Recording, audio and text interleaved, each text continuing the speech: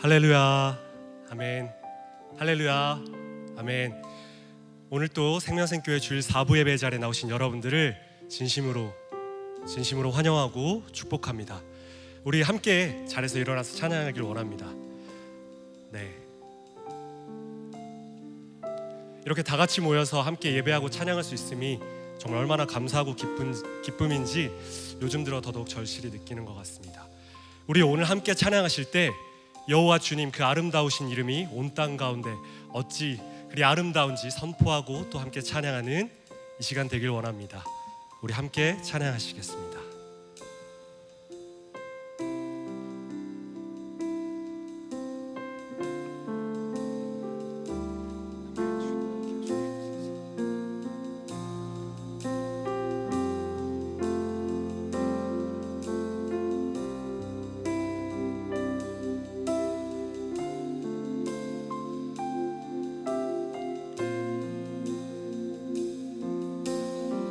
주께서 지으신 모든 세계 그 영광 볼 때에 감출 수 없는 그 아름다움 나의 노래 되네. 아멘.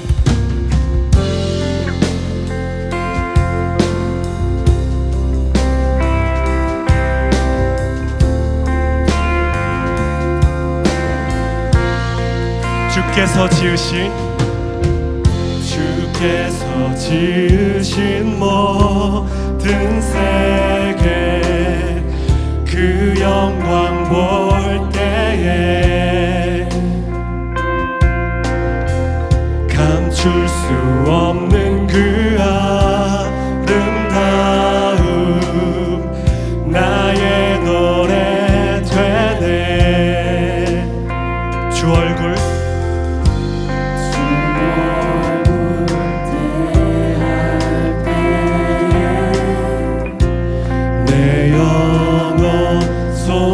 주께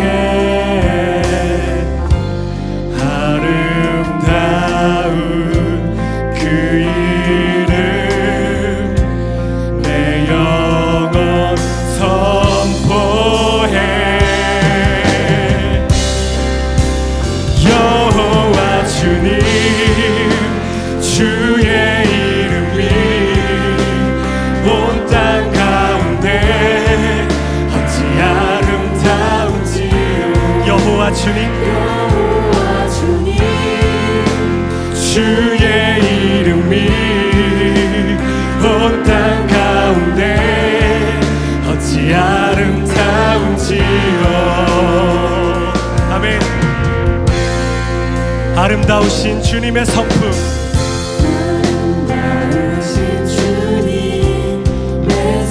겸손하신 사랑 아멘. 비교할 수 없는 그의 이름 영원히 노래. 한 번 더 선포합시다. 아름다우신 주님의 성품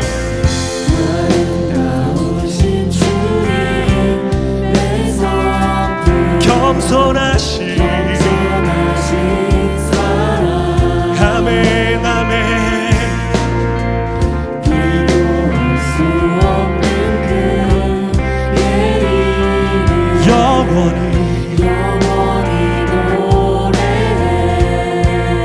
주 얼굴 대할 때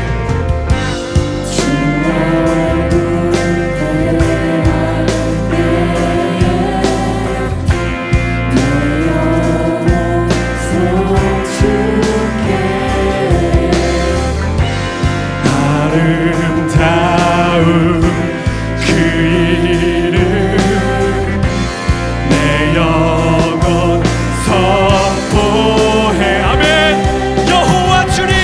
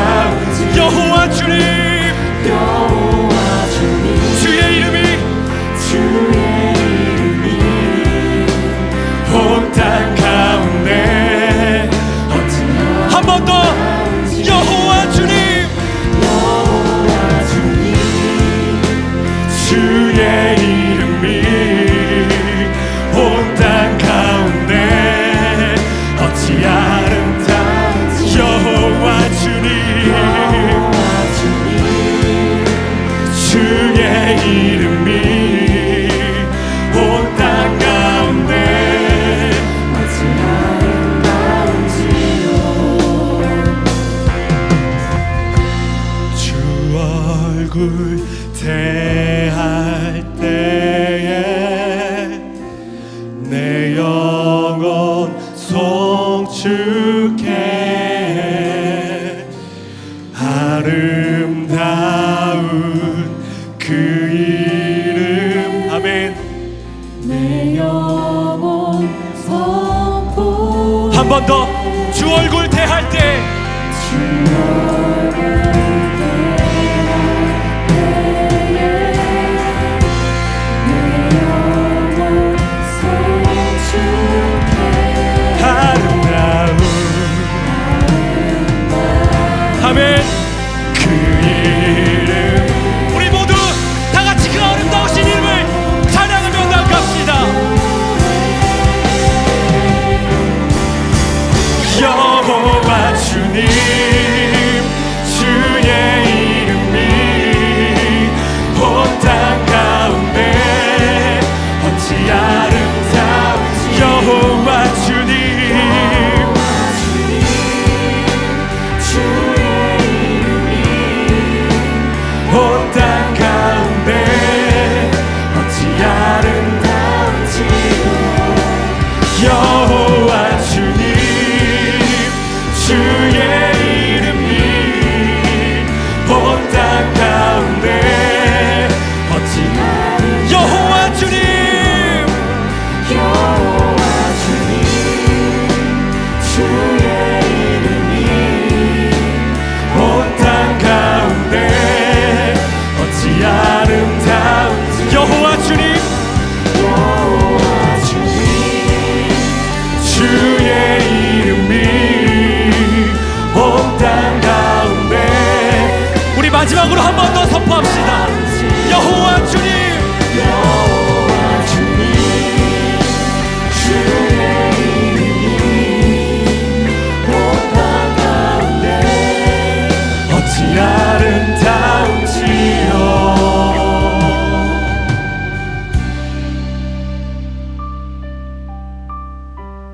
약할 때 강함 되시네. 나의 보배가 되신 주 나의 모든 것. 주 안에 있는 보물을 나는 포기할 수 없네. 주 나의 모든 것. 한 번 더 선포합시다. 약할 때 강함 되시네. 약할 때 강함 되시네. 나의 보배가 되신 주 나의 모든 것. 주 안에 있는 보물을 나는 포기할 수 없네. 주 나의 모든 것. 예수 어린 양 예수 어린 양 존귀한 이름. 아멘. 예수 어린 양 존귀한 이름. 십자가 죄 사하셨네. 십자가 죄 사하셨네. 주님의 이름 찬양해.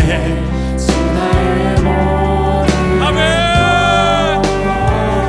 쓰러진 나를 세우고 쓰러진 나를 세우고 나의 빈잔을 채우네. 주 나의 모든 것. 예수 어린 양 아멘. 그 존귀하신 이름을 찬양합니다.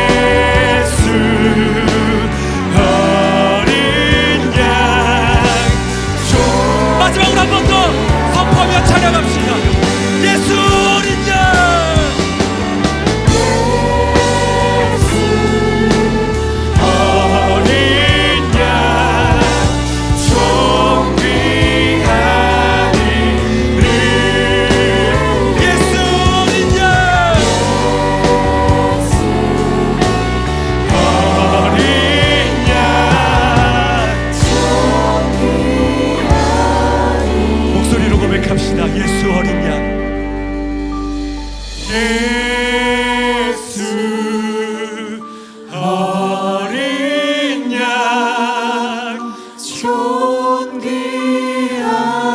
이름 아멘 예수 어린 양 존귀한 이름.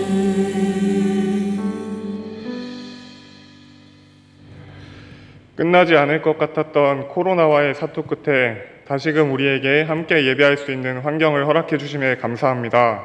오늘 우리에게 허락하신 이 예배를 통해 우리 모두가 아버지의 마음을 더욱 닮아가고 우리의 믿음을 삶으로 살아내는 결단을 할 수 있도록 주관하여 주시옵소서. 하나님 아버지, 먼저 코로나 가운데 하나님 아버지와 멀어졌던 우리의 삶을 돌아보길 원합니다. 하나님 아버지를 만나고 더 이상 내 삶의 목적이 세상 속 부유함이 아닌 하나님 나라를 위해서 살겠다고 고백했던 우리들이었습니다. 먼저 은혜 입은 자로서 아버지의 은혜에 감사하는 마음으로 하나님 아버지를 사랑하고 이웃을 사랑하겠다고 고백했던 우리들이었습니다. 그러나 이번 사태를 통해 다시 한번 나의 완약함을 알 수 있었고 여전히 나약한 어린 양이었음을 아버지 앞에 고백합니다. 함께 예배드릴 수 없는 시간들이 길어지며 다시금 함께 예배하고 교제하고 싶다는 소망과 아쉬움이 어느샌가 육체의 안식 속에서 편안함으로 느껴지기도 하였으며 아버지를 위하여 구별되었던 우리의 시간들이 줄어들고 세상에 몰두하고 있는 우리들의 모습이 있었습니다.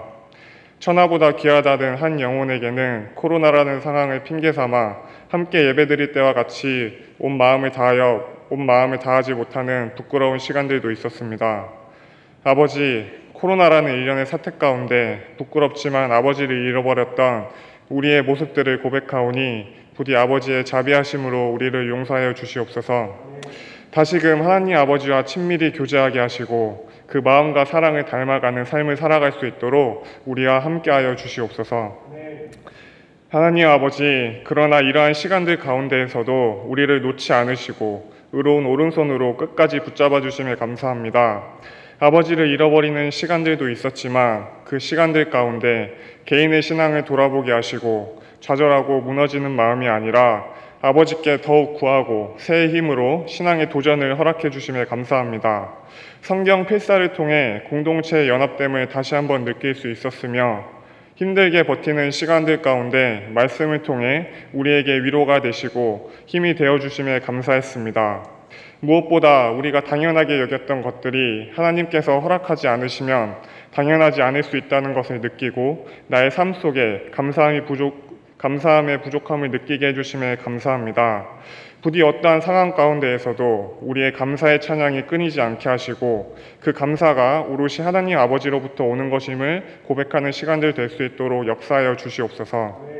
또한 힘든 상황들 속에서도 아버지가 우리를 붙잡고 놓지 않으신 것처럼 맡기신 그 길 가운데 방황하지 않고 오롯이 그 길을 나아가는 청년들이 있었습니다.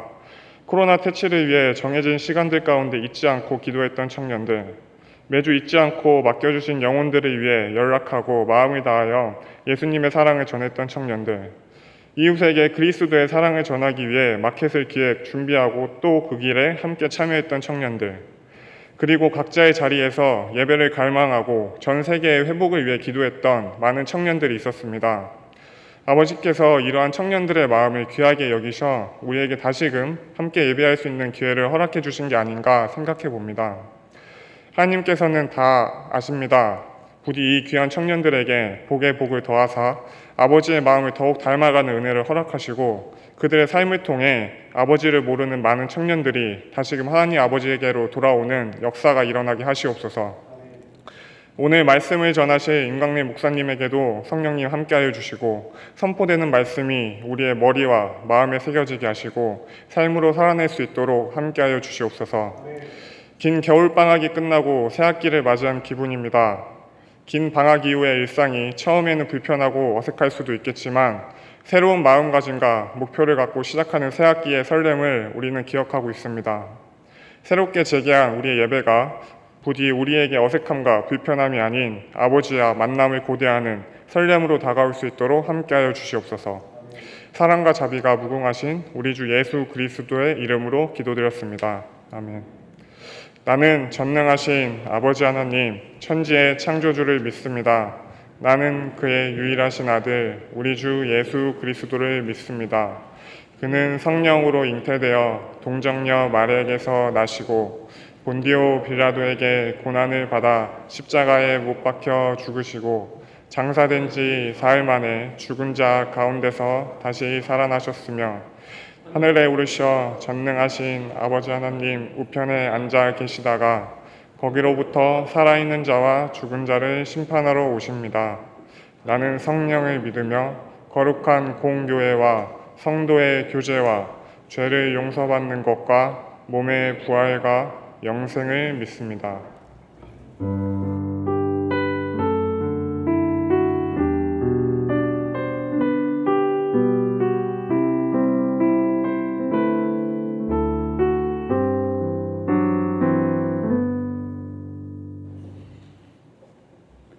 김경환 집사님의 봉헌 찬양과 함께 준비하신 예물을 하나님께 드리겠습니다.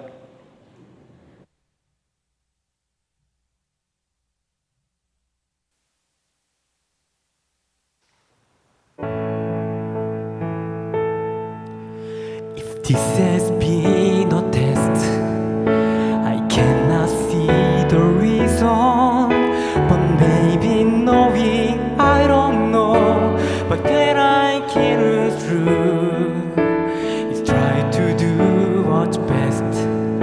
If fate has made it easy to see the best thing I can do is put my trust in you, for you know better than I. You know the way I've let go. Don't need to know why, for you know better than I saw one cloud and thought it was the sky. I saw the bird and thought that I could follow, but it was you who taught them how to fly. If I let you reach me, will you teach me? For you know better than I. You know the way I've let go. Don't need to know why, I guess the answer you supply. You know better than I.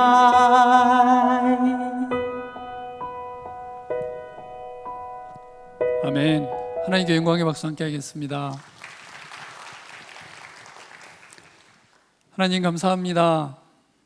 우리를 이 세상에 내어 보내시기 위해 우리의 부모님들을 준비하시고 사랑하는 부모님을 통해서 이 땅에 나게 하시고 우리가 이 세상을 살아갈 수 있는 힘과 능력을 또 사랑하는 부모님을 통해서 주셔서 감사합니다.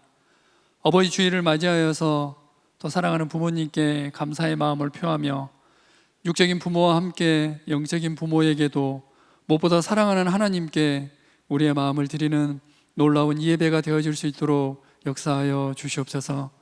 하나님 앞에 나올 때 빈손으로 나오지 아니하고 우리의 마음과 정성을 주님께 드립니다.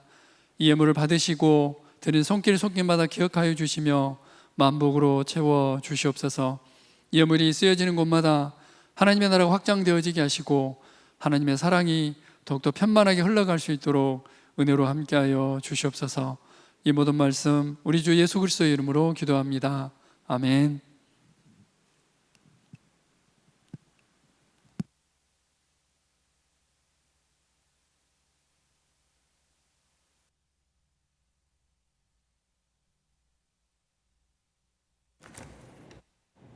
후주가 살짝 나와줘야 되는데, 예. 감사합니다. 오늘도 예배의 자리를 사모하시고 또 말씀의 은혜를 사모하심으로 이 자리에 오신 여러분들을 진심으로 환영하고 축복합니다. 교회 소식 나누겠습니다. 코로나19 바이러스 종식될 때까지 교회 예방 활동은 교인의 안전을 지키기 위한 조치이므로 일부 불편하시더라도 적극 협조해 주시기를 간곡히 부탁드립니다. 생명생교회 주일 예배 공지문 13차입니다. 5월 13일 수요 1부, 2부 예배와 5월 15일 금요 기도회를 재개합니다. 센터는 5월 12일 화요일부터 정상적으로 운영 예정이며 테이크아웃을 적극 권장합니다. 더 자세한 사항은 주보 광고 3번을 참고해 주시기 바랍니다. 금주부터 주야간 교회 출입을 자유롭게 개방합니다. 소그룹실 사용은 당분간 1회 사용을 원칙으로 하며 주간에는 사무국, 야간에는 경비실에 신청해 주시기 바랍니다. 개인 기도실은 당분간 사용이 불가하니 참고해 주시기 바랍니다. 5월 12일 화요일에 강동노회가 서울 송파 잠실교회에서 오전 9시에 있습니다. 5월 31일 성령 강림주일에 계획되었던 세례식, 성찬식, 하모니의 날은 7월 창립 기념주일로 연기합니다. 박효숙 전도사님의 목사 안수 예식이 5월 14일 목요일에 있습니다. 교인 동정입니다. 신기홍 안수 집사님께서 모다 유니크 개업하셨습니다. 서준열 이은영 비 집사님 가정에서 장례 담례하셨습니다. 준비하신 예물은 들어오시면서 헌금함에 봉헌해 주시기 바랍니다. 우리에게 새로 오신 새가족 여러분 모두를 주님의 이름으로 환영합니다. 함께 신앙생활하기 원하시는 분들은 새가족위원을 찾으시면 친절하게 안내해 드리겠습니다. 기타 교회 소식은 주보를 참고해 주시기 바랍니다. 하나님 말씀 함께 보겠습니다. 오늘 함께 나눌 하나님 말씀은 요한복음 5장 24절입니다. 요한복음 5장 24절 말씀을 우리 한 목소리로 함께 읽겠습니다. 요한복음 5장 24절 있습니다. 시작. 내가 진실로 진실로 너희에게 이르노니 내 말을 듣고 또 나 보내신 이를 믿는 자는 영생을 얻었고 심판에 이르지 아니하나니 사망에서 생명으로 옮겼느니라. 아멘. 우리는 무언가 강조해서 이야기하려고 했을 때, 또 우리가 생각하고 있는 것이나 아니면 그 어떤 것을 전달하려고 했을 때 반복해서 이야기한다거나 아니면 큰 목소리로 이야기한다거나 자주 이야기할 때가 있습니다. 오늘 요한복음 5장 24절 내가 진실로 진실로 너에게 이르노니, 이 말을 원어 성경에서 보면 어떻게 시작이 되느냐면 아멘 아멘 이렇게 되어 있습니다. 그래서 원어 성경에서는 아멘 아멘, 그래서 예수님께서 무언가 청중들과 제자들에게 강조하시기 위해서 사용한 단어가 바로 이 아멘이라는 단어입니다. 아멘이라는 단어는 히브리어로 아만에서 유래했습니다. 그래서 본래 이 뜻은 어떤 뜻이냐면 확실한, 확고한, 신실한, 또 진실한 이런 뜻이 있습니다. 이 아멘이라는 단어가 맨 마지막에 나오면 어떤 뜻이냐면 그러하다, 진실로 그러할지어다, 그것이 이루어질지어다 이렇게 의미합니다. 그래서 우리가 기도할 때 예수님의 이름으로 기도합니다 한 다음에 항상 우리가 아멘으로 하죠. 그리고 사부 예배는 아주 적극적이지는 않지만 1, 2, 3부 예배, 그리고 이제 설교 말씀을 듣다가 아멘으로 화답할 때가 있죠. 그럴 때는 그렇게 될지어다, 그렇게 되기를 원합니다, 이것이 확실합니다 라는 반응이 바로 이 아멘입니다. 아멘이 이런 뜻인데 아멘 아멘이 두 번 이렇게 되어지면, 요한복음 5장 24절 같이 되어질 때는 정말로 정말로 진실로 진실로 이런 뜻입니다. 우리도 그렇게 얘기하잖아요.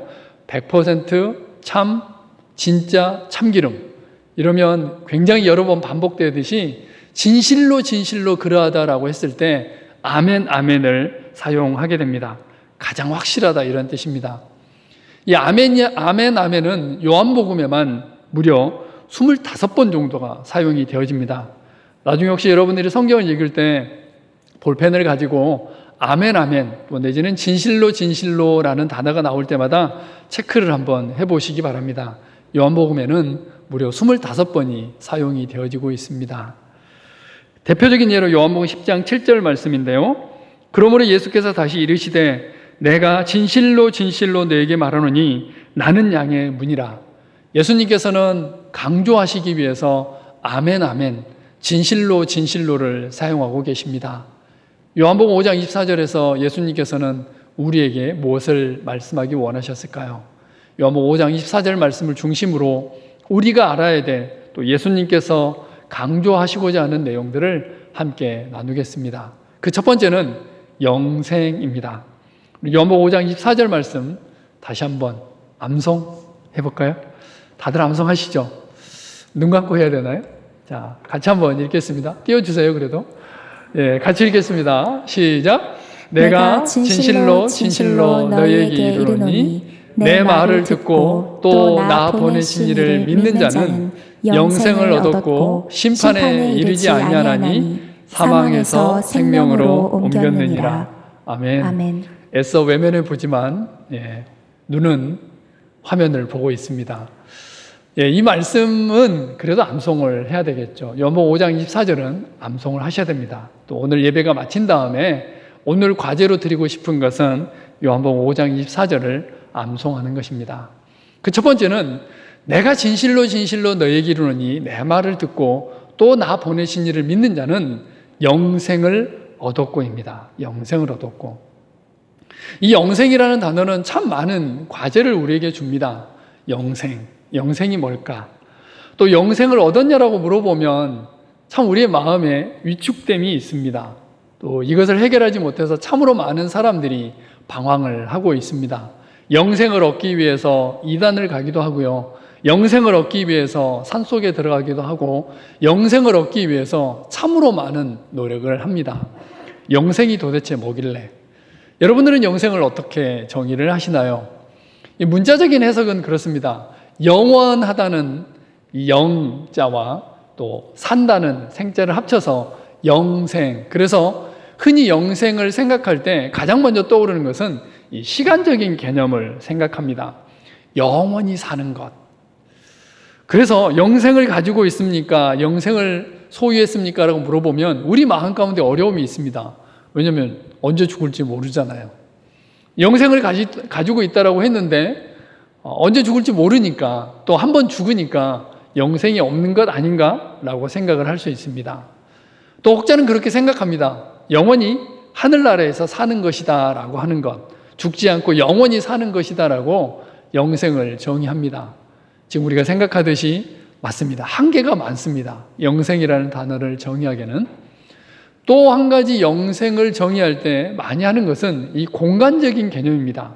천국에 가는 것, 하늘나라에 가는 것, 또 천국에서 하나님과 함께 사는 것을 영생이라고 생각을 합니다. 맞습니다.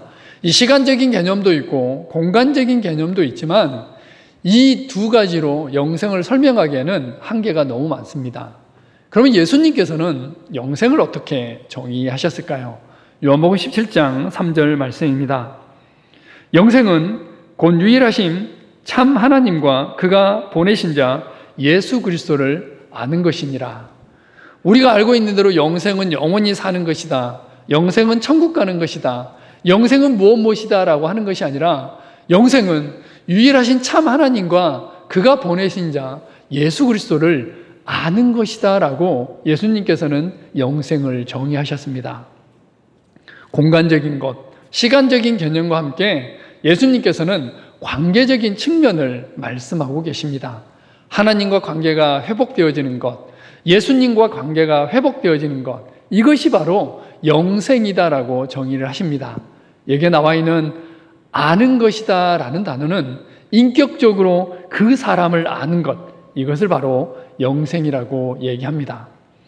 요한복음 5장 24절 예수님께서는 말씀하고 계십니다. 나를 믿고 또 나 보내신 이를 믿는 자는 영생을 얻었다라고 말씀하고 계십니다. 자, 그러면 다음 두 번째로 그럼 영생을 어떻게 얻을 수 있을까요? 여러분들은 나도 영생을 좀 갖고 싶어. 영생을 어떻게 하면 얻을 수 있을까요?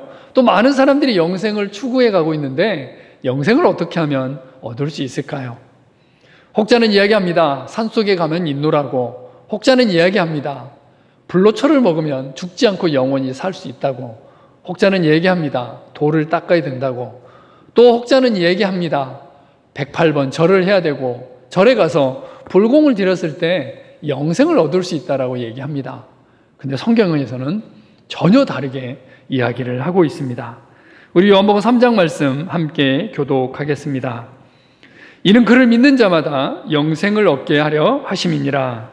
하나님이 세상을 이처럼 사랑하사 독생자를 주셨으니 이는 그를 믿는 자마다 멸망하지 않고 영생을 얻게 하려 하심이라. 영생을 얻는 조건에 대해서 굉장히 간단하게 나와 있죠. 요한복음 3장 15절 말씀 보면 그를 믿는 자마다 영생을 얻게 된다. 요한복음 3장 16절에도 그를 믿는 자마다 멸망치 않고 영생을 얻게 하기 위함이다 라고 말씀하고 있습니다. 많은 사람들이, 심지어 교회를 다니고 있는 사람들도 굉장히 많이 방황을 합니다. 영생을 얻기 위해서. 그래서 오랫동안 교회를 다녔는데 어느 날 누가 묻습니다. 영생을 얻으셨습니까? 또 이야기는 지금 죽어도 하늘나라에 가실 수 있습니까? 라는 질문에 답을 하지 못하고 어디로 가냐면 신천지로 가는 사람들을 볼 수 있습니다. 신천지에 가면 이야기하죠. 우리와 함께하면 영생을 얻을 수 있노라고. 천만의 말씀입니다. 그래서 신천지 다닌 사람들은 믿습니다. 이만희는 죽지 않는다라고, 영생한다라고. 그래서 신천지 다닌 사람들한테 빨리 교회로 오라라고 하면 이야기를 하더라고요. 이만희가 죽는 것 보면 내가 교회로 돌아가겠노라고. 아마 조만간 그럴지도 모르겠습니다. 어찌됐든 간에 영생이라는 이 단어 때문에 영생을 얻기 위해서 정말 많은 사람들이 자기의 방법을 생각하고 잘못된 방법들을 추구해 가는 것을 볼 수 있습니다. 그러나 예수님께서 성경에서 이야기하는 것은 너무나 분명하고 명확합니다. 내 말을 듣고 나 보내신 이를 믿는 자는, 그를 믿는 자마다 영생을 얻게 하기 위해서 예수님께서 오셨다라고 말씀하고 있습니다. 선행도 아니고 다른 방법도 아니고 이것도 저것도 아니고 예수님을 믿는 것을 통해서만이 우리는 영생을 얻을 수 있습니다. 요한복음 3장 36절 말씀입니다.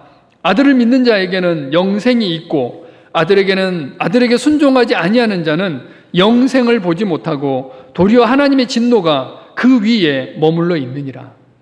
다른 조건이 있는 것이 아니고 아들을 믿는 자에게는 영생이 있을 것이고도 아니고 있겠고도 아니고 영생이 있고입니다. 아들을 믿는 자는 영생이 있습니다. 진실로 진실로 너에게 이르노니 믿는 자는 영생을 가졌나니, 믿는 자는 영생을 가지고 있음을 예수님께서는 우리에게 말씀하십니다. 여기서도 아멘, 아멘으로 나와 있죠. 예수님께서는 이걸 강조하고 계십니다. 더 이상 방황하지 마라. 예수님을 믿기만 하면 영생을 가졌다라고 말씀을 하십니다. 심지어 요한일서에서는 이렇게 말씀하고 있습니다. 우리가 잘 알고 있는 말씀인데요. 함께 교독하겠습니다. 또 증거는 이것이니 하나님이 우리에게 영생을 주신 것과 이 생명이 그의 아들 안에 있는 그것이니라. 아들이 있는 자에게는 생명이 있고 하나님의 아들이 없는 자에게는 생명이 없느니라. 내가 하나님의 아들의 이름을 믿는 너희에게 이것을 쓰는 것은 너희로 하여금 너희에게 영생이 있음을 알게 하려 함이라. 내가 왜 이것을 기록하냐 하면, 내가 왜 이 편지를 쓰냐 하면, 너희는 예수님을 믿고 있는데 왜 너희 안에 영생이 있는 걸 몰라? 그래서 내가 너희로 하여금 너희에게 영생이 있음을 알게 하기 위해서 내가 이 편지를 쓰고 있다라고 요한 사도는 소아시아에 있는 성도들에게 이야기합니다. 교회를 다니고 예수님을 영접하고 예수님을 믿고 있다면 당연히 영생이 있다는 것을 알아야 된다라고 예수님께서는 우리에게 강조하고 계십니다. 진실로 진실로 아멘 아멘, 내가 너희에게 이것을 말하는데 내 말을 듣고 또 나 보내신 이를 믿는 자는 영생을 얻었고라고 예수님께서는 우리에게 말씀하고 계십니다. 영생을 얻을 수 있는 방법은 예수님을 믿는 것, 그 위의 방법, 또 다른 것을 제시하는 그 어떤 방법도 올바르지 않습니다. 그것은 이단입니다. 그것은 예수님을 믿는 것이 아니고, 그것은 성경을 믿는 것이 아니고 바로 이단 교주를 믿는 것입니다. 미혹되지 마시고 성경에 나와 있는 대로 아들을 믿는 자에게 영생이 있다는 것, 예수님을 믿었을 때 영생을 얻을 수 있다는 것을 다시 한번 확인하시기 바랍니다. 또 한 가지, 이 영생과 관련돼서 많은 사람들이 오해하는 것이 하나 있습니다. 내가 예수님을 영접했는데 혹시라도 이 영생을 잃어버리지는 않을까?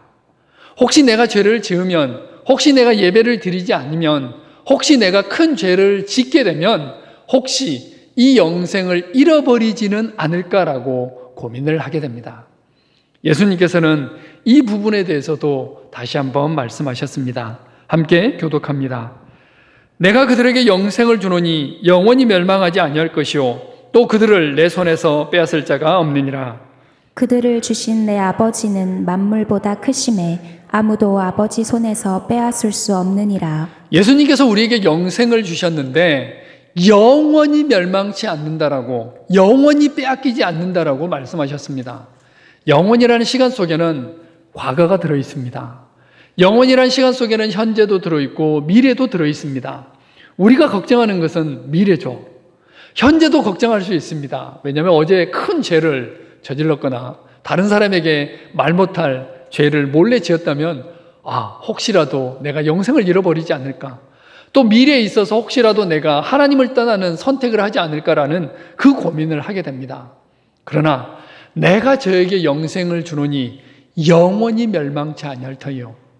예수님께서 우리를 붙들고 계시기 때문에, 예수님께서 우리에게 영생을 주셨기 때문에 이 영생은 영원히 멸망치 아니할 거라고 예수님께서 우리에게 약속을 하셨습니다. 두려워 떨지 마십시오. 지금도 그렇지만 앞으로도 역시 마찬가지입니다. 우리가 예수님을 영접했고 예수님을 믿고 있다면 이 영생은 영원히 멸망치 않습니다. 이 약속을 믿고 그 영생을 누리는 것이 우리가 해야 될 일입니다. 예수님께서는 말씀하셨습니다. 영생을 이미 가지고 있다. 일단 이 문제가 해결된 다음에는 한 가지 더 우리가 좀 생각을 해야 됩니다. 이 세상에 태어나는 것만으로도 정말 감사한 일이죠. 그런데 생명을 가지고 있는 그 자체로는 어쩌면 의미가 없을 수도 있습니다. 살아 숨쉬는 것, 그것만으로도 의미가 있을 수 있지만 조금 더 분명하고 명확한 생명이 있다는 것은 그 생명의 부요함 가운데 있을 때 우리는 진정한 삶이라고 이야기를 합니다. 태어나자마자 계속해서 병상에 있는 것, 물론 살아있는 것 자체만으로 의미가 있을 수 있습니다. 또 크게 다쳐서 아니면 큰 병이 있어서 계속해서 병상에 있는 것, 살아있는 것만으로도 의미가 있을 수 있지만 더 의미가 있다는 것은 생명의 부요함 가운데 있을 때 우리는 더 큰 의미를 누릴 수 있습니다. 그래서 예수님께서는 말씀하십니다. 도둑이 오는 것은 도둑질하고 죽이고 멸망시키려는 것뿐이요 내가 온 것은 양으로 생명을 얻게 하고 더 풍성히 얻게 하려는 것이라. 생명을 얻게 할 뿐만 아니라 이 생명을 더 풍성히 얻게 하기 위해서, 더 부유하게 누리게 하기 위해서 예수님께서 이 땅에 오셨다라고 말씀을 하십니다. 우리는 영생을 얻습니다. 예수님을 믿음으로. 영생을 얻었습니다. 예수님을 믿음으로 우리는 생명을 가지고 있습니다. 이제 우리가 해야 될 일이 있는데 그것은 우리에게 주어진 이 영생, 우리에게 주어진 이 생명을 더 부유하고 더 풍성하게 누리는 선택을 우리는 해야 됩니다. 영생은 하나님과 예수 그리스도를 아는 것입니다. 하나님을 알아가는 것, 예수 그리스도를 더욱더 알아가는 것, 예수 그리스도를 알아가기 위해서 성경을 읽고 기도를 하고 예배를 드리고 올바른 순종 가운데 들어갔을 때 우리는 하나님을 더 부유하고 풍성하게 누릴 수 있고 예수님과 더 친밀하게 만날 수 있습니다. 예수님께서는 우리에게 강조해서 말씀하십니다. 영생을 얻었다. 내가 진실로 너에게 이르노니 내 말을 듣고 또 나 보내신 이를 믿는 자는 영생을 얻었다라고 말씀하십니다. 이제 두 번째, 예수님께서는 우리에게 말씀하십니다. 심판에 이르지 아니한다라고 말씀하십니다. 이 심판에 대해서 이야기할 때 특별히 믿지 않은 사람들이 많이 이야기합니다. 심판이 뭔데? 죽어봤어? 안 죽어봤잖아. 죽으면 끝이야. 죽은 다음에는 아무것도 없어. 그래서 많은 사람들이 이 세상을 더 많이 누리고 즐기기 위해서 그 시간들을 허비합니다. 왜냐하면 죽으면 끝이니까. 그러나 예수님을 믿는 우리는 분명하고 명확하게 알고 있습니다. 우리가 사는 이 세상이 끝이 아니고 죽음 이후의 세상도 있고, 또 우리가 이 세상을 살아가면서 이 땅에서 어떤 선택을 했고 무엇을 했느냐를 심판받는다는 것을 너무나 분명하게 알고 있습니다. 그래서 성경은 우리에게 분명하고 명확하게 말씀하십니다. 한 번 죽는 것은 사람에게 정해진 것이요 그 후에는 심판이 있으리니. 한 번 죽는 것을 사람에게 정하시는 하나님께서 그 후에 무엇도 정하셨냐면 바로 심판도 정하셨습니다. 히브리서 9장 27절뿐만 아니라 성경 곳곳에는 심판이 있음을 말씀하고 있습니다. 전도서 12장 14절 말씀입니다. 하나님은 모든 행위와 모든 은밀한 일을 선악간에 심판하시리라. 이 말씀은 우리가 좀 상당히 신경 써야 될 말씀이죠. 모든 행위와 모든 은밀한 일을 하나님께서는 심판하십니다.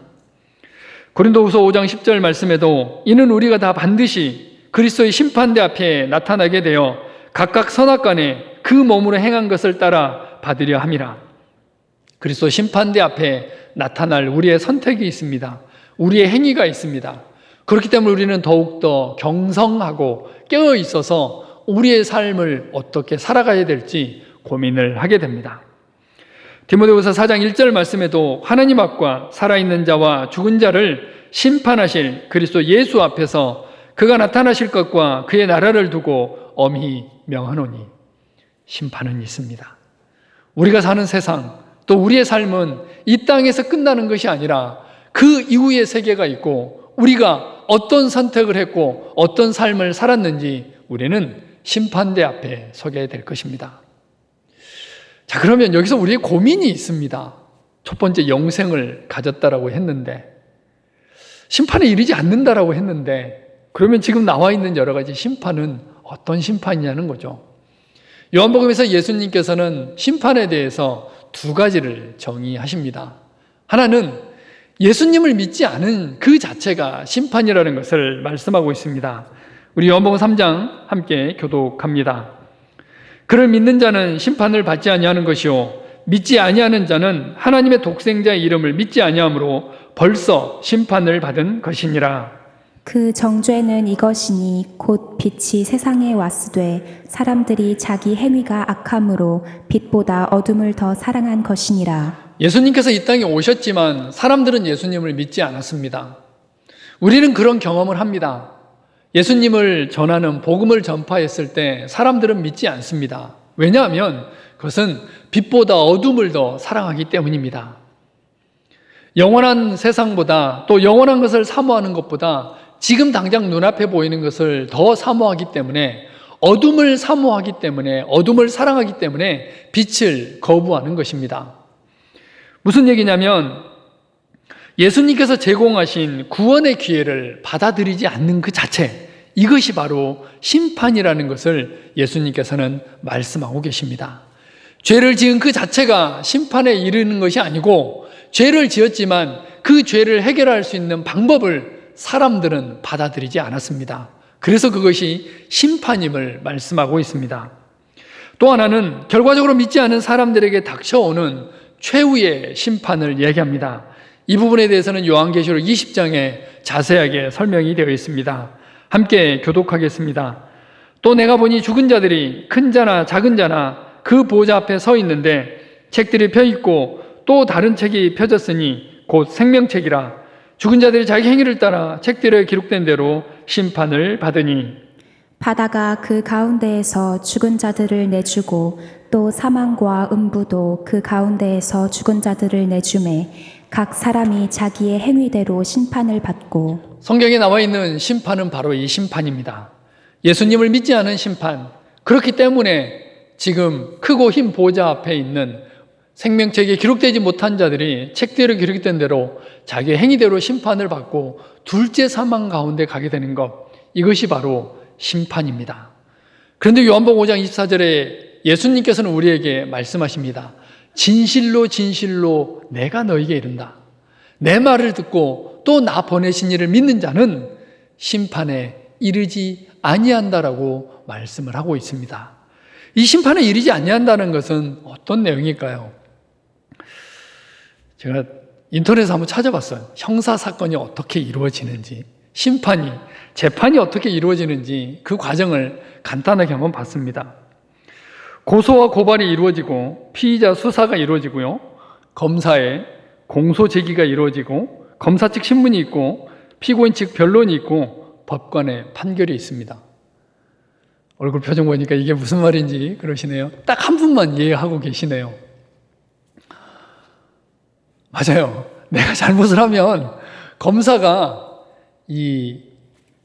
기소를 하죠. 기소를 하고 이 사람은 이런 잘못을 했기 때문에 이 정도의 형량이 적당합니다라고 이렇게 죄의 값을 전하죠. 성경에서는 이걸 뭐라고 얘기하냐면 정죄라는 단어를 사용합니다. 이게 심판입니다. 그러니까 우리가 잘못을 했을 때 심판대 앞에 나아가게 되는데 이 사람은 이런 잘못을 했기 때문에 이런 죄값을 치러야 됩니다. 물론 우리가 알고 있는 대로 그 죄값은 뭐냐면 사망입니다. 그런데 이 심판이 없다는 거예요. 이 심판이 없게 된다는 것은 무슨 얘기냐면 마가복음 16장 16절에는 믿고 세례를 받는 사람은 구원을 얻을 것이요 믿지 않는 사람은 정죄를 받으리라. 이 정죄를 받게 되는 것. 근데 그 반대는 뭐냐면 구원을 받는다라고 성경에서는 설명을 하고 있습니다. 살짝 이해가 안 되는 표정인데 이걸 바울은 뭐라고 얘기했냐면 로마서 8장 1절 말씀입니다. 그러므로 이제 그리스도 예수 안에 있는 자에게는 결코 정죄함이 없나니, 이 말씀을 우리가 너무나 잘 알고 있는 말씀이잖아요. 그리스도 예수 안에 있는 자에게는 결코 정죄함이 없다는 얘기는 무슨 얘기냐면 재판장이 우리가 같다라고 생각을 한번 해보죠. 재판을 하면 판사가 앉아 있잖아요. 그리고 검사와 변호사가 있습니다. 그리고 이 검사는 뭐 하는 사람이냐면 이 형량을 이 사람은 이렇게 잘못했기 때문에 이 정도의 벌을 받아야 됩니다라고 하는 사람이 검사입니다. 근데 변호사는 반대편에서 아닙니다. 저 사람은 그런 잘못을 하려고 한 게 아니고 이런 여러 가지가 있기 때문에 감안해 주셔서 이 정도의 형량을 줄여주십시오라고 하는 사람이 변호사죠. 이 정죄함이 없다는 얘기는 무슨 얘기냐면 검사가 없는 거예요. 재판을 받는데 이 재판장하고 그러니까 판사하고 변호사만 있는 거예요. 검사가 없어요. 그럼 이 재판은 이루어질 수 있을까요? 이루어지지 않는 겁니다. 이게 로마서 8장 1절이에요. 그러므로 그리스도 예수 안에 있는 자에게는 결코 정죄함이 없다는 겁니다. 왜요? 재판장이 의롭다라고 선언을 해버렸기 때문에, 죄가 없다라고 선언을 해버렸기 때문에 이 재판은 이루어질 수가 없는 겁니다. 이게 로마서 8장 30절입니다. 우리 함께 교독하겠습니다.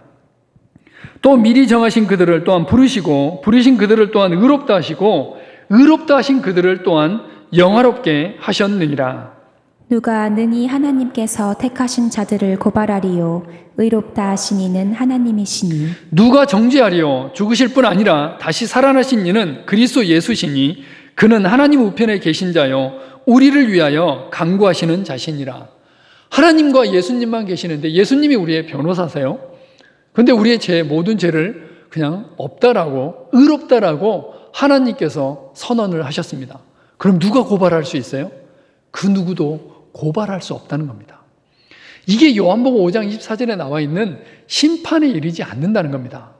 우리는 죄로 인해서 사망에 이를 수밖에 없고 죄의 형벌에 갈 수밖에 없었는데 심판에 이르지 않는다는 얘기는 이 모든 것들을 의롭다라고 하나님께서 말씀하셨기 때문에 우리는 심판에 이르지 않습니다. 아멘, 아멘. 내가 진실로 내게 이르노니 더 이상 정죄 가운데, 더 이상 고소 가운데, 더 이상 비난 가운데 살지 말라라고 하나님께서는 우리에게 말씀하십니다. 예수님께서는 우리에게 말씀하십니다. 심판에 이르지 아니할 거라고. 이제 세 번째, 예수님께서는 또 한 가지 우리에게 말씀하셨습니다. 그것은 사망에서 생명으로 옮겼다라고 말씀하십니다. 이것은 두 번째 나와 있는 심판에 이르지 아니한다라고 하는 말씀과 연결을 해야 되는데요. 심판의 결과가 뭐냐면 바로 사망입니다. 죄의 싹은 사망인데 사망에서 생명으로 이미 옮겨졌다라고 예수님께서는 우리에게 말씀하십니다. 그럼 우리는 이제 사망에 대해서 한번 생각을 해봐야 되겠죠. 야고보서 1장 15절 말씀입니다. 욕심이 잉태한즉 죄를 낳고 죄가 장성한즉 사망을 낳느니라. 죄의 결과가 뭐냐면 바로 사망입니다. 죄의 형벌이 뭐냐면 사망입니다. 그래서 로마서에는 그러므로 한 사람으로 말미암아 죄가 세상에 들어오고 죄로 말미암아 사망이 들어왔나니 이와 같이 모든 사람이 죄를 지었으므로 사망이 모든 사람에게 이르렀느니라. 죄의 삭은 사망이요 하나님의 은사는 그리스도 예수 우리 주 안에 있는 영생이니라. 오늘 설교가 조금 어려울 수 있죠. 왜냐하면 이 죄에 대해서 이야기하고 죄의 형벌에 대해서 얘기하고 그것이 없다라고 얘기하는 거기 때문에 또 교리적인 측면이기 때문에 설교가 조금 어려울 수 있습니다. 그러나 이 부분은 정말 중요합니다. 왜냐하면 예수님께서 지금 그 부분을 강조해서 말씀하고 계시고 이 부분을 우리가 어떻게 이해하느냐에 따라서 우리의 삶의 태도와 가치관과 이 세상을 살아가는 세계관 자체가 바뀌게 됩니다. 우리가 영생을 얻었고 심판에 이르지 아니하고 사망에서 생명으로 옮겼다는 이 사실을 깨닫는 순간 우리의 삶은 완전히 바뀌게 되는 겁니다. 왜냐하면 우리의 삶을 가만히 들여다보면 이 문제를 해결하지 못해서 끊임없이 이 죄의 옥새에 우리를 올가매고 있기 때문입니다. 이 죄의 싹, 그 사망, 요한계시록 21장 8절에는 이것을 둘째 사망으로 표현을 하고 있습니다. 그러나 두려워하는 자들과 믿지 아니하는 자들과 흉악한 자들과 살인자들과 음행하는 자들과 점술가들과 우상 숭배자들과 거짓말하는 모든 자들은 불과 유황으로 타는 못에 던져지리니 이것이 둘째 사망이라. 요한계시록 20장에 나와 있는 심판의 결과가 뭐냐면 바로 이 둘째 사망입니다. 여기에 나와 있는 죄의 목록들이 있습니다. 이런 일을 행하는 사람은 그 심판을 통해서 어디에 가게 되냐면 둘째 사망에 가게 된다라고 성경은 이야기를 합니다. 근데 우리가 한번 생각을 해봐야죠. 첫째 사망이 있고 둘째 사망이 있다는 거잖아요. 그러면 지금 지옥에 갈 때 한 번 더 죽는다는 얘기인가요? 죄의 싹은 사망이라고 얘기를 했는데 그러면 한 번 죽고 두 번 죽고 두 번 죽는 거잖아요.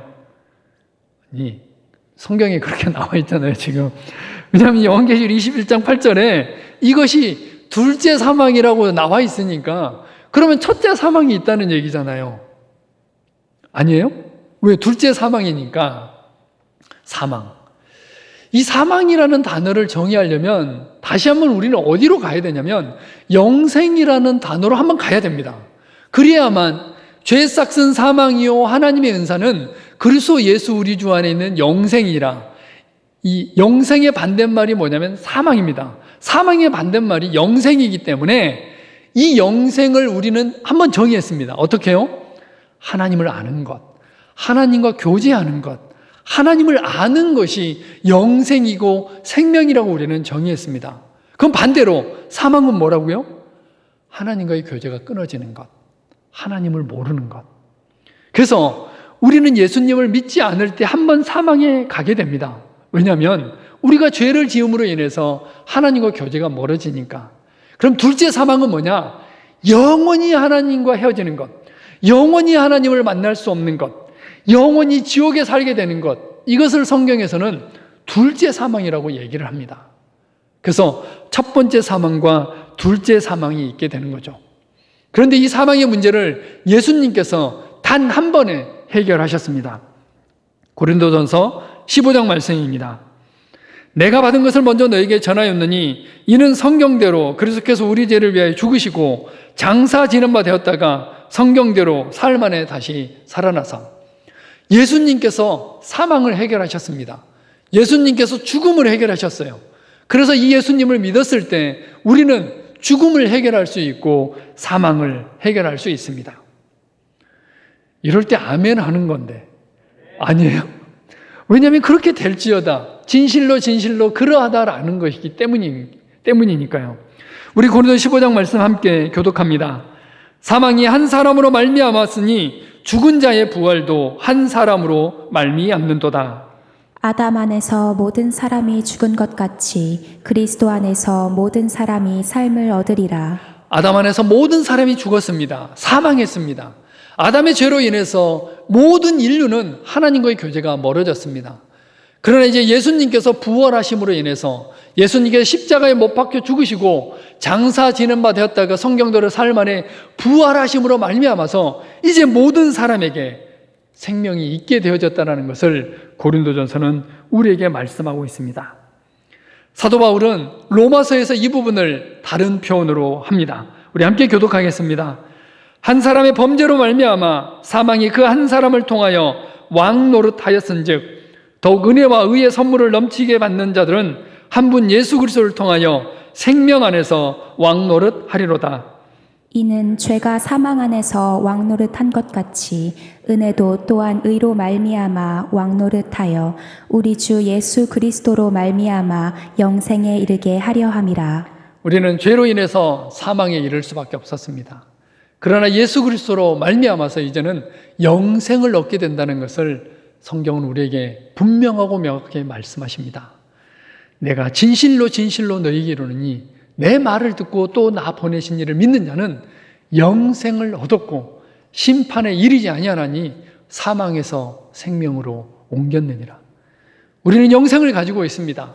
심판에 이르지 아니하고 사망에서 생명으로 옮겨졌습니다. 그래서 믿지 않은 사람들, 이 세상에 많은 사람들이 죽기를 두려워하고 죽음 이후의 세상을 두려워하고 그것 때문에 삶을 제대로 살아가지 못합니다. 그러나 우리에게는 영생이 있고 심판에 이르지 아니하고 사망으로 해서 생명으로 옮겼다는 이 확신이 있기 때문에 우리는 정말 멋지게 이 세상을 살아갈 수 있습니다. 히브리서 2장 15절 말씀입니다. 또 죽기를 무서워함으로 한평생 매어 종노릇하는 모든 자들을 놓아주려 하심이니. 사단이 사용하고 있는 가장 큰 무기는 바로 죽음입니다. 사망입니다. 죽기를 두려워하는 이것을 사단은 무기로 사용합니다. 그것은 지금도 역시 마찬가지입니다. 이 세상에서 존재할 수 있는 가장 큰 두려움이 뭐냐라고 물어보면 바로 이 죽음이죠. 그런데 우리는 이 죽음의 문제를 해결했습니다. 그렇다면 이 세상에 존재하는 그 어떤 것도 우리에게 두려움이 될 수 없습니다. 예수님께서는 이 부분을 강조해서 말씀하고 있습니다. 내가 진실로 너희에게 이르노니 내 말을 듣고 또 나 보내신 이를 믿는 자는 영생을 얻었고 심판에 이르지 아니하나니 사망에서 생명으로 옮겼다. 이 말씀을 우리의 말씀으로 받고 아멘으로 받고 정말 멋지게 삶을 살아가야 되겠죠. 우리 요모 5장 24절 다시 한번 큰 목소리로 함께 읽겠습니다. 시작. 내가 진실로 너희에게 이르노니 내 말을 듣고 또 나 보내신 이를 믿는 자는 영생을 얻었고 심판에 이르지 아니하나니 사망에서 생명으로 옮겼느니라. 아멘. 하나님 감사합니다. 예수 그리스도의 그 놀라운 십자가 보혈을 통해서 우리에게 영생을 주시고 심판에 이르지 아니하며 사망에서 생명으로 옮길 수 있도록 역사해 주셔서 은혜를 베풀어 주셔서 감사합니다. 우리에게 영생을 주셔서 감사합니다. 이제 이 생명을 부유하게 누리고 이 생명을 또 다른 사람들에게 흘려보내는 우리의 삶이 되게 하여 주시옵소서. 예수 그리스도의 이름으로 기도합니다. 아멘. 주신 말씀 생각하시며 우리의 마음을 하나님께 아뢰겠습니다. 영원한 사귐에 우리를 초대하셨습니다. 주님을 누리며 살고 날 지으신 대로 날 부르신 대로 주와 함께 걸을 수 있도록 우리를 불러주셨습니다. 함께 고백하겠습니다.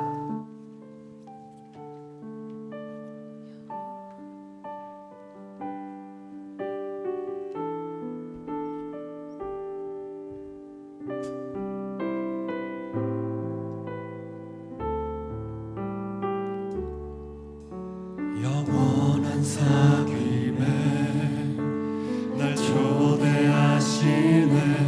주님을 누리며 사는 것, 날 지으신 대로 날 부르신 대로 주님과 함께 걷는 삶, 이것이 영원한 삶, 이것이 영원한 삶, 이것이 영원한 삶. 참 하나님 아들 아는 삶 이것이 영원한 삶 이것이 영원한 삶 내가 주 안에 주는 내 안에 늘 거하는 삶 한 번 더 고백합니다. 영원한 사귐에 날 초대하시네 주님을 누리며 사는 것 날 지으신 대로 날 부르신 대로 주님과 함께 걷는 삶 이것이 영원한 삶 이것이 영원한 삶 이것이 영원한 삶 참 하나님과 그 아들 아는 삶 이것이 영원한 삶 이것이 영원한 삶 내가 주 안에 주는 내 안에 늘 거하는 삶 이것이 영원한 삶 이것이 영원한 삶 이것이 영원한 삶 참 하나님과 그 아들 아는 삶 이것이 영원한 삶 이것이 영원한 삶 내가 주 안에 주는 내 안에 늘 거하는 한 번 더 고백합니다. 이것이 영원한 삶 이것이 영원한 삶 이것이 영원한 삶 참 하나님과 그 아들 아는 삶 이것이 영원한 삶 이것이 영원한 삶 내가 주 안에 주는 내 안에 늘 거하는 삶 지금은 우리 주 예수 그리스도의 은혜와 하나님 아버지의 무한하신 사랑하심과 성령님의 교통하심 역사가 예수 그리스도께서 주신 영생을 누리며 이 영생을 또 다른 사람에게 흘려보내기를 원하는 사랑하는 주 백성들 머리머리 위에 지금으로부터 영원토록 함께 하시기를 간절히 축원하옵나이다. 아멘.